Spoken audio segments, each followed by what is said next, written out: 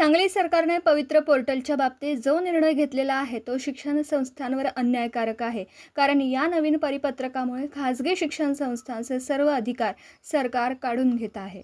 या नवीन नियमानुसार शिक्षण संस्थेकडे फक्त 10%च अधिकार शिल्लक राहिलेले आहेत. शिक्षण संस्थेत रिक्त झालेल्या पदांवर नियुक्तीच्या वेळी 10 शिक्षक पाठवून दिले जात होते. यामधूनच कार्यक्षम शिक्षकांची भरती केली जात होती. पण सध्या पवित्र पोर्टलच्याद्वारे फक्त 3च शिक्षक पाठवून दिले जात आहेत.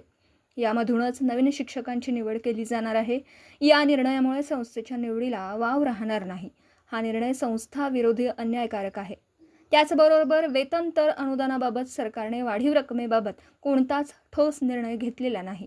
म्हणून सांगली जिल्हा शिक्षण संस्था संघ सांगली यांचा निषेध करीत आहे. या पत्रकार परिषदेत रावसाहेब पाटील, RS चौपे, विनोद पाटोळे, प्राध्यापक SA आरबोळे, नितीन खाडीलकर उपस्थित होते. Zee News network Sangli.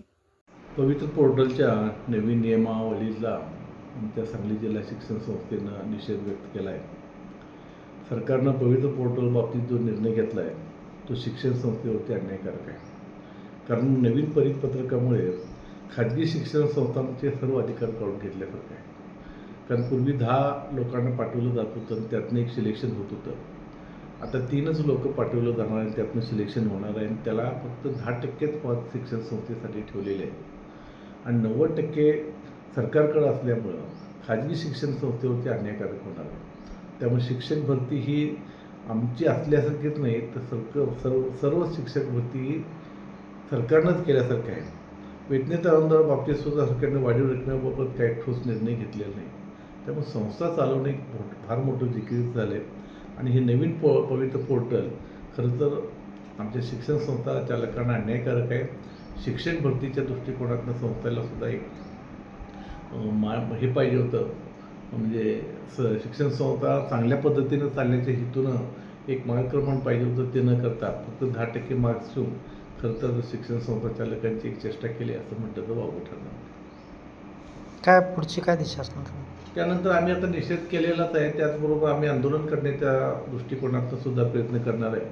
कारण अनुदान नाही, शिक्षकांच्या भरती नाहीत आणि हे 3 शिक्षक पाठवून त्यातलं एक सिलेक्शन करायचं म्हणजे त्याचं शिक्षणाची कॅपॅसिटी कशी आहे, तर शिकवायला येते की नाही, नुसतं बुद्धी असून पण उपयोग नाही, शिकवण्याची कला पाहिजे असते. ती जर त्या शिक्षकाकडे नसेल तर ते सुद्धा नाही तर विद्यार्थ्यावरती एक अन्याय केल्यासारखंच होणार आहे. त्यामुळे आम्ही ही ज्या पुढची स्टेप आंदोलन करणे आणि राज्य संघटनेकडे सुद्धा आम्ही हा निषेधचा ठराव पाठवून दिलेला आहे आणि पुढील कारवाई आम्ही लवकरच राष्ट्रीय शिक्षण संस्था महामंडळाच्या मीटिंगमध्ये ठरवणार आहोत.